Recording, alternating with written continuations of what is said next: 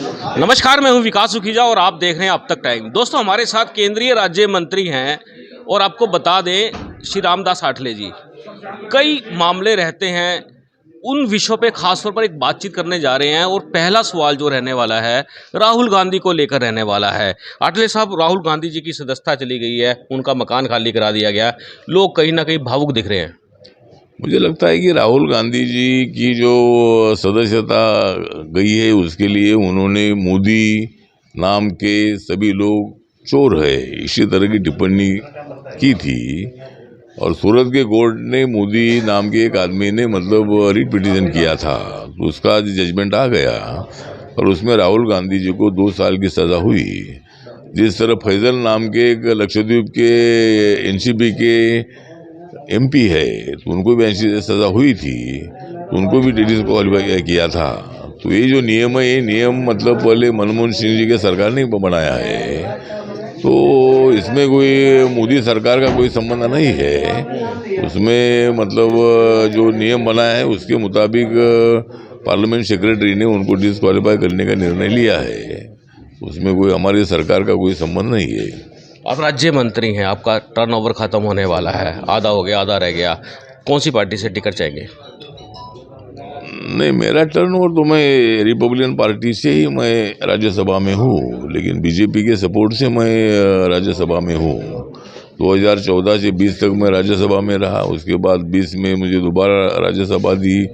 अभी मेरी राज्यसभा 2026 तक है, लेकिन जो शिरडी लोकसभा क्षेत्र से मैं 2009 में हार गया था, तो वहाँ से मैं चुनाव लड़ना चाहता हूँ। और अगर मुझे टिकट मिलता है तो मैं वहाँ से चुनाव लड़ूंगा, नहीं तो मेरी राज्यसभा 2026 तक है ही। टिकट किससे मांग रहे हैं?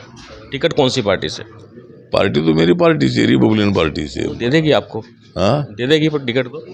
हाँ, देखते लोकसभा के बारे में मालूम नहीं, मैंने हिस्सा मेरी व्यक्त की है। मैं अभी अमित भाई और जेपी नड्डा जी से बात करूंगा, महाराष्ट्र के नेताओं से बात करूंगा और उसके बाद मैं निर्णय लूंगा। अगर मुझे टिकट मिलता है तो अच्छी बात है, नहीं मिलता है तो मेरी राज्यसभा 2026 तक है। आपकी पार्टी टिकट नहीं देती तो भाजपा से लेना चाहेंगे आप? नहीं, मेरी पार्टी तो मेरी पार्टी है। अरे इधर हाँ, नहीं, मेरी पार्टी का अध्यक्ष मैं हूँ, तो मेरी पार्टी का नए टिकट देने का विषय नहीं है। मेरी पार्टी है, तो मुझे टिकट मिलने का कोई विषय नहीं है। आप हरियाणा में दस्तक देने की तैयारी में हैं, क्या आप भाजपा के साथ समझौते पे ही चुनाव लड़ेंगे या अकेले लड़ सकते हैं? क्या रूपरेखा तैयार की आप लोगों ने? तो जो अभी 2024 में जो चुनाव आ रहा है, तो उस चुनाव में जिस तरह महाराष्ट्र के साथ शायद हमारा चुनाव आता है अक्टूबर 2024 में, तो बीजेपी के पास हम कोशिश करेंगे, 4-5 सीटों के लिए कोशिश करेंगे। और अगर हमको सीटें नहीं मिलती है तो कुछ सीटों पर हम चुनाव लड़ेंगे, बाकी की जगह पर बीजेपी का समर्थन करेंगे। बात करें आपके पास जो विभाग है हरियाणा में, उस विभाग की स्थिति बड़ी ख़राब है, क्योंकि हरियाणा सरकार ने PPP 3 यानी कि बात करें परिवार पहचान पत्र एक बनवा दिया है, जिसमें काफ़ी लोगों की पेंशन कट चुकी है और भी काफ़ी लोगों को समस्या सामने आ रही हैं। इसमें क्या लगता है आपको फ़ायदा मिलेगा, नुकसान होगा?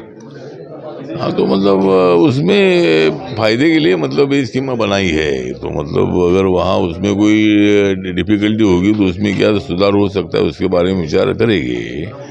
लेकिन ये स्कीम जो है, ये स्कीम सबको फायदा देने के लिए है और उसकी कोशिश हम करेंगे। मैं इसका थोड़ा रिव्यू ले लूँगा और उसमें क्या सुधार कर सकते हो, सुधार करेंगे। आपको मालूम है इस योजना के बारे में, ये जो परिवार पहचान पत्र लागू किया गया, इस संबंध में कुछ जानकारी आपके पास? राज्य सरकार का विषय है, ये हमारे सेंट्रल का विषय नहीं है। इसके बारे में राज्य सरकार ने निर्णय लिया है, उसकी जानकारी मैं ले लूँगा। पूरी बातचीत करेंगे, क्या रहने वाला है इसमें?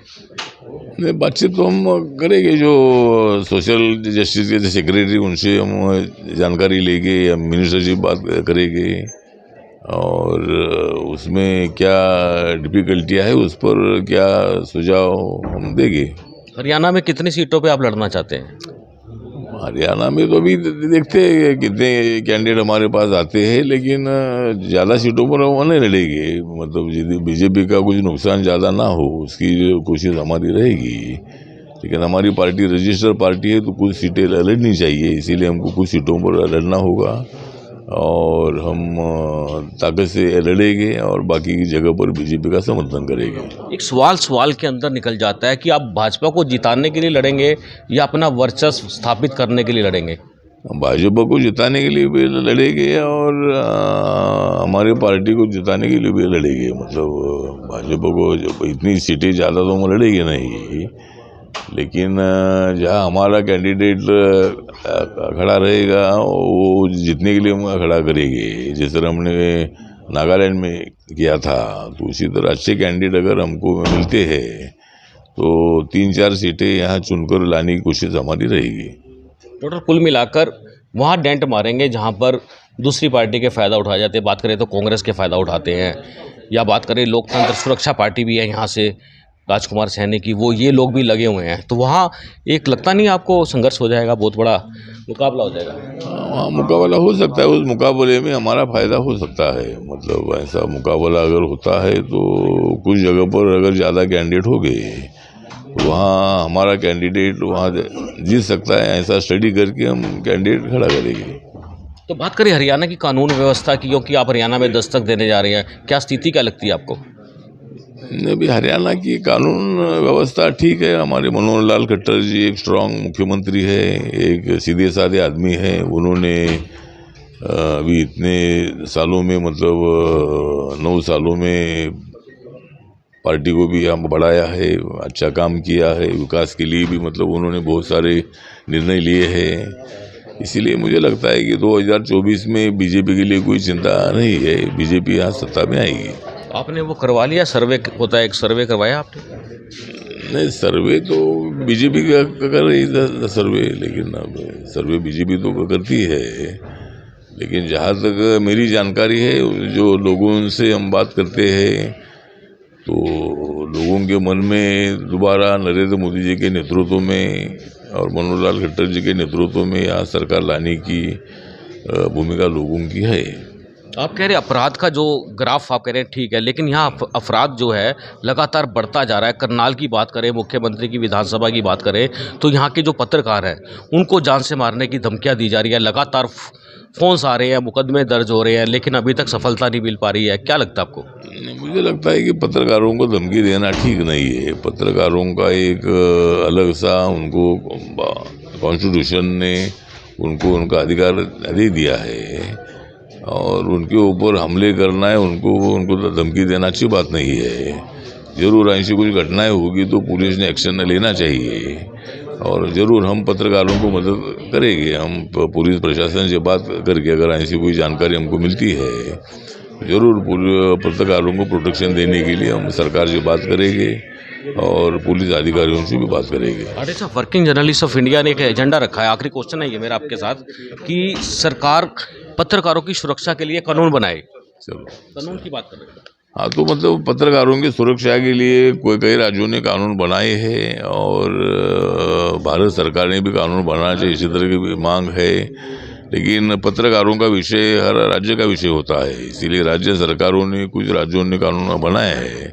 तो हरियाणा में कानून नहीं होगा तो मैं मुख्यमंत्री को चिट्ठी लिखूंगा और पत्रकारों की सुरक्षा के लिए कानून बनाने के लिए मैं उनको चिट्ठी लिखूंगा। जी धन्यवाद, आपने हमसे बात की। दोस्तों, आपको बता दें, पत्रकारों की सुरक्षा के ऊपर खास तौर पर एक पत्र लिखा जाएगा और ये पत्र राज्य सरकार को लिखा जाएगा, क्योंकि ये मामला उनका कहना केंद्र का नहीं है। हालांकि आपको बता दें, वर्किंग जर्नलिस्ट ऑफ इंडिया ने खास तौर पर पीछे मेमोरेंडम दिया था, 32 मांग सूत्रीय पत्र रखा था, ताकि पत्रकारों की सामाजिक सुरक्षा, उनकी हर तरह से मदद के लिए कानून बनाया जाए। चलिए, हम चाहेंगे इस खबर को ज़्यादा से ज़्यादा शेयर कर देना। आपकी क्या राय है जरूर बताना। आप देख रहे हैं अब तक टाइम्स, मैं हूं विकास सुखीजा, अपने साथी के निशाद के साथ। नमस्कार, जय हिंद, जय भारत।